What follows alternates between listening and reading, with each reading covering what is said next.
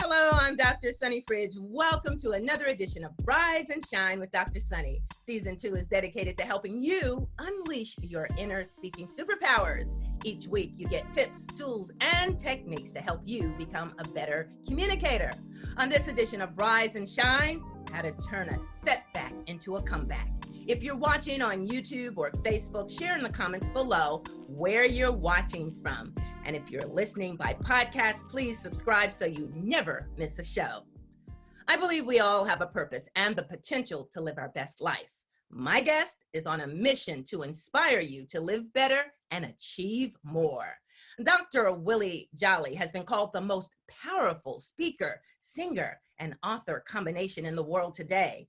He has authored several books, including It Only Takes a Minute to Change Your Life, A Setback is a Setup for a Comeback, An Attitude of Excellence, and Turn Setbacks into Greenbacks. Welcome, Dr. Willie Jolley. Thank you very much, Dr. Sunny, and thank you for all of your Toastmaster participants who are part of this evening's presentation and communication and party. We're having a party online. You know, Toastmasters love to toast anyway, so this is a great way to do it. Excellent, excellent. Well, I'm honored to be a part of it and grateful, and I hope everybody's safe and secure and healthy and well. Now, I have no idea where you guys are. Where are you in the world? Central Mississippi. That's where we are from. And I'm somewhere near Jackson or somewhere like that? Exactly. Less than 10 minutes from Jackson. My colleagues all live in Jackson. Quickly introduce yourself. I'll ask Mary McClendon. Hello, I'm Toastmaster Mary McClendon, a member of Central Mississippi Advanced Toastmasters Club and Capital City Toastmasters Club in Jackson, Mississippi. Leslie Hayes. Hello, I'm Leslie Hayes. I'm in Terry, Mississippi, a member of CMAT, which is Central Mississippi Advanced Toastmasters, and also Public Policy Toastmasters. Kim Mitchell, tell us where you're from and what club you're with.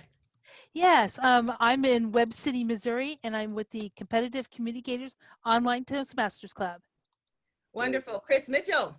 I'm Chris Mitchell. I'm from Webb City, Missouri. The better half is Kim Mitchell. I'm in Greater Joplin Toastmasters and a member of Competitive Communicators.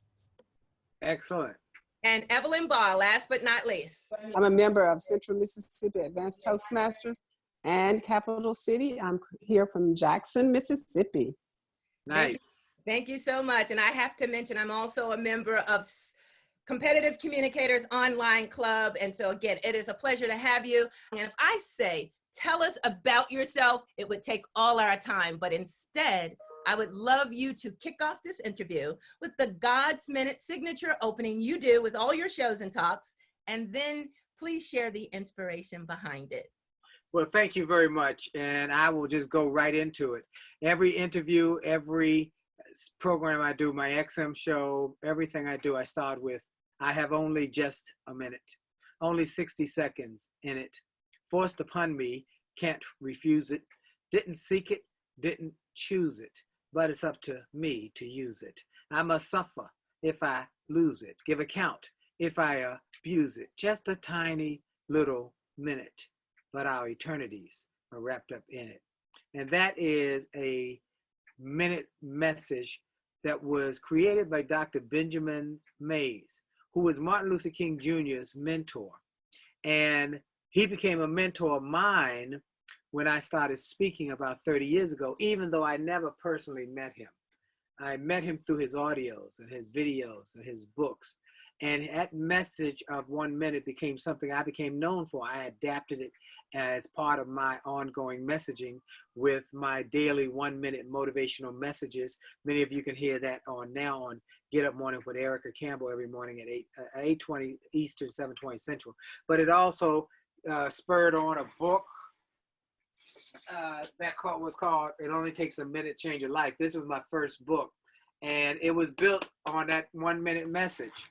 And I started doing 1 minute messages on radio and television here in Washington that got syndicated and got expanded to national audiences. But it all started with a 1 minute message that we must make the most of each and every minute. And so when I started speaking, I started using that program and that poem, and then it became something that people knew me by and wanted to hear whenever I opened my mouth that come out of me. So now it's part of my brand, or part of what people know me by. But I'm so grateful for being able to spend a few minutes with Toastmasters. Many people will ask me about, well, what are the keys if you want to become a speaker? And what are the keys if you want to learn about the speaking industry? Mm-hmm. The speaking industry is a multi-billion-dollar industry where people get paid amazing amounts of money to get up and give a speech, whether it's a 30-minute speech, a 1-hour speech, or a full-day program. People get paid very well to do that. I was amazed at the kind of revenues that could be generated. But when I tell people who ask me, what does it take? What must you do? I always start with the same thing. Take a Toastmasters course. Mm-hmm. I highly recommend you take a Toastmasters course, because that's where I started, at a Toastmasters course that was part of a job that I was working in. And it was out of that Toastmasters course that I got the confidence and the credibility to be able, within myself, to be able to go ahead and start giving speeches. And so from that little Toastmasters course, then I expanded. I tell them, take a Toastmasters course, and then I tell them to visit a local meeting of your National Speakers Association chapter. And those two things are a good starting point to get you started. Then there are a few other little tips that I give. I mean, I typically will get 20 calls a week or emails now from people saying, I want to be a speaker, from all over the world. And so we've created a whole website to give them tips and processes and procedures to get started. So I say start with Toastmasters, because it's just a tremendous tool to get your comfort level and to give you some competency in getting up and going in your communications. You know that the #1 fear in America is public speaking. And so if that is a fear that people have, then what we want to do is help them get past the fear. And the way to get past the fear is to take action. So I am a big fan of Toastmasters. Then on top of that, to be able in 2003 to get the call to be the keynote speaker, the opening keynote speaker for the Toastmasters World Conference Gala. It was held that year in San Antonio. And I gave a message that some people still purchase today called The Magic of How to Give a Great Presentation, and to be motivational and to be inspirational and being encouraging. And interesting enough, this was back when before there were CDs, that people were using cassette tapes. The speaker the year before me was Anthony Robbins. Oh. And I sold twice as many CDs as he did, or cassette tapes as he did. Not because my message was better. It was because I was a motivational speaker who came out of Toastmasters. So I really could relate to that struggle of, what do I do? How am I? Am I okay? Did I do okay? It's the whole process. And I could really relate to the Toastmasters, and they can relate to me. And I think that's what made people run to the table and say, I want his message, because he's me. He's me. That's me. I'm struggling here, or I have some confidence issues, or I'm starting in my job. I started in my job. As part of my job, we all had to take a Toastmasters course. And the Toastmaster professional, or the Toastmaster instructor, came to the class, and we all were in the same class together, taking what was our speaking topics, but it was called, what was the original class? I can't think of the name of it now, but anyway, it was wonderful, and that's where I got my start. So awesome, awesome. A moment ago, you were talking about taking action, and one of your books, I told you I just got it, the Kindle version. A setback is a setup for a comeback. And in your foreword, you say the minute you make a decision and take action is the minute you change your life. What was that inspiration, however, for your book? I was a nightclub singer. I didn't start as a speaker, okay? I didn't have any inclination, inspiration, or idea that I would ever be a speaker. I went to college. I got a degree in sociology and psychology. I went on to seminary because I had an interest in inspiring people, but I didn't know that interest in inspiring people could not be used in any other way than to be a preacher. I had no interest of being a preacher, and I did have an interest in inspiring people. And it was very weird. I go to seminary, everybody else is a preacher, and they say, well, are you going to preach? I said, no, why are you here? Because I'm kind of led here to develop my inspirational messaging, but I have no interest in being a preacher. Well, when I finished seminary, everybody else was going off to be in a church, and I didn't take that path because that was not where I was being led. I was a singer. I put myself through undergrad and graduate school by singing. I sang jingles primarily at that point. Pizza Hut making it great. We work well together. News 4 and you. BET, like entertainment TV. Oldsmobile, Cadillac, Washington Gas, Pepco, 7th Heaven, 7-Eleven. So I sang jingles, and that's how I made my living, and I put myself through school. Well, when I finished my education and got my master's, now what am I going to do? Well, I was a singer, so I started singing in jazz clubs as part of a jazz combo, and started winning awards, best jazz singer, best entertainer, best performer. Things were going great. I bought a house. I had a nice little sports car. I was riding around town, enjoying life in Washington, D.C. I was a well-known entertainer and performer. I won all the awards. I mean, everything. I'd won the Washington Area Music Association, best entertainer, best performer. Things were going great. But one night, I went in a nightclub. The club owner said, I want to talk to you after the night show. I told the guys in the band they want to talk. We've been selling out for 6 months. We standing room only audiences. We're about to get our raise. I walked in his office that night. He said, you were great. The people loved you. I said, yes. He said, that's why it's hard for me to tell you. But I got to tell you. The owners of the club have decided they got to get a better return on investment. And only the way to do that with a full nightclub is to lower the cost. The band's the biggest cost. There's something else going around the country that's filling up nightclubs that's a lot cheaper than a band. We bought a karaoke machine. I said, but what about my bills? And I learned that night, nobody cares about your bills but you and the people you owe. And I was devastated because I'd worked so hard to build his business. I'd worked to invest my time and my own resources into helping him build this clientele. But I got fired and replaced by a karaoke machine. I went home and told my wife, I said, I don't know what I'm going to do. And I had this setback, but it was really a setup for a comeback. So I didn't know it at that time, that I had learned that I had to make a decision about my future. And that decision was going to be something where I could either let somebody else make it for me or I could make it. Well, I took a job with the school system while I was trying to figure out what I was going to do. And that was when I got this job in the school system as a drug prevention coordinator. And part of my job was we had to give presentations to kids about staying away from drugs. And that's when the Toastmasters instructor came to all of the drug prevention coordinators, and we went through an 8-week speech crafters. That's what it's called, Speechcraft.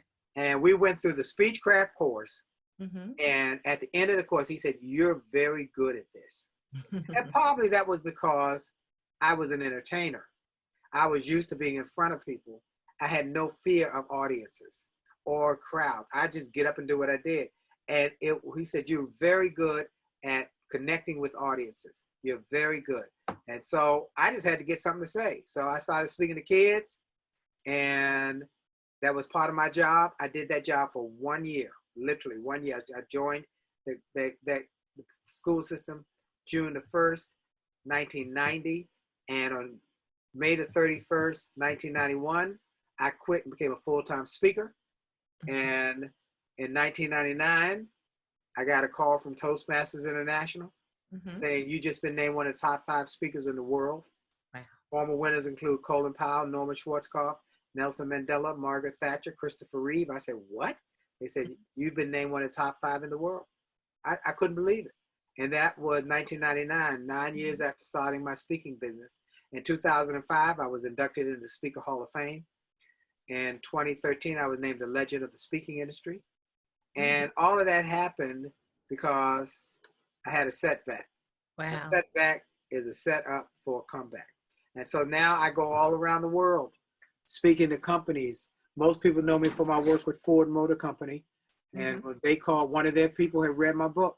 That's and right. when they were on the brink of bankruptcy, they said, we need you to come help us. And I worked with Ford 2006, 2007, 2008, and 2009. They were able to reject the government bailout and go from losing millions to making billions.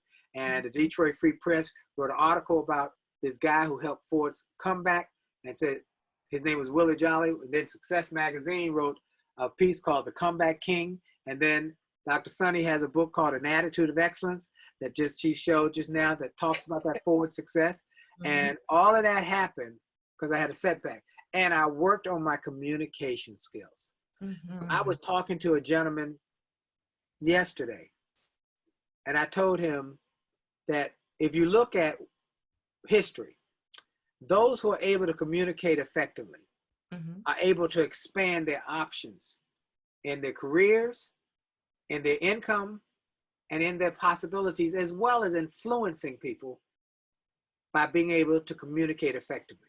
Whether you want to do it as a living, like I do it, or whether you want to do it as something just to increase and improve your possibilities for your job. Communication skills are critical, case in point. One more story, but this is important. Sugar Ray Leonard was well known as a boxer. And one of his major opponents was Tommy Hearns. Well, when they finished boxing, Sugar Ray Leonard had the capacity and ability to communicate. Unfortunately, Tommy Hearns did not have that same ability. Years later, I'm on my way to South Africa to give a speech for Coca-Cola South Africa. And wow, there's Sugar Ray Leonard. He's on this same program because he's able to communicate. So I think I want to encourage everybody to grow your communication skills, work on your communication skills, and keep getting better in it, and get coaching. One of the things I did was get coaching. I got mentors in the speaking industry to help me, and I invested in my abilities that I get. You know, Michael Jordan said, talent is God-given, but ability takes work. Get coaches and get mentors and work on what God has given you. Fellow Toastmasters, if you want to just unmute yourselves and let's give him some applause. Woo, thank you so much. Thank you. Virtual high five. Reverend Willie Jolley with the Jolly Good News. You've got good news for us all. Thank you. But look, your letter was so wonderful. In fact, my wife read it too. She said, you got to do her show. I'm going to do it. I've already reached out to her. We get so many letters from people, but I said, I promise you, I'm going to do it. So go to jollygoodnews.org, Jolley, goodnews.org, and be a part of that. There's lots of good stuff. Go to Win with Willie. Just go to winwithwillie.com. Everything's there. Is there anything else you'd like to add? I want to thank you for inviting me to be with you. And I want to thank you. And last but not least, I got to tell you this. My mama, God bless her soul, she's sitting with the angels in heaven, but she loved Jackson, Mississippi. That's why when I asked you where you were, and you said Jackson, I said, oh, I've spoken at the Pontywood School down there in Mississippi. Yes. I've spoken there. And when I spoke there, my mama loves Jackson so much. She said, I'm going with you. Because I love the peanuts from Jackson, Mississippi. And she went to this peanuts place. I don't remember where it was, but we got peanuts. And we had peanuts in Jackson and had the best food. And the people were just as nice as they could be. So when this is over, I got to come to Jackson and hang out with y'all. You got a standing invitation, right, everyone? Yes. Oh, yeah. Thank you so much. Thank y'all. Woohoo! Thank everybody. Please stay connected. That was so fun. That's all the time we have on this edition of Rise and Shine with Dr. Sunny. Again, thank you to my guest, the one and only Dr. Willie Jolley, for sharing his motivational nuggets of wisdom. I appreciate having a few of our Central Mississippi advancing Toastmasters and guests join in. But wait, there's more. There were so many tips from Dr. Jolley. I invite you to join us for part 2 on the next edition of Rise and Shine with Dr. Sunny. If you enjoy our programs, if you haven't done so already, please consider making a donation of any amount at wytv7.org to help our CBN broadcasters continue the mission to bring you programming that educates, empowers, and encourages.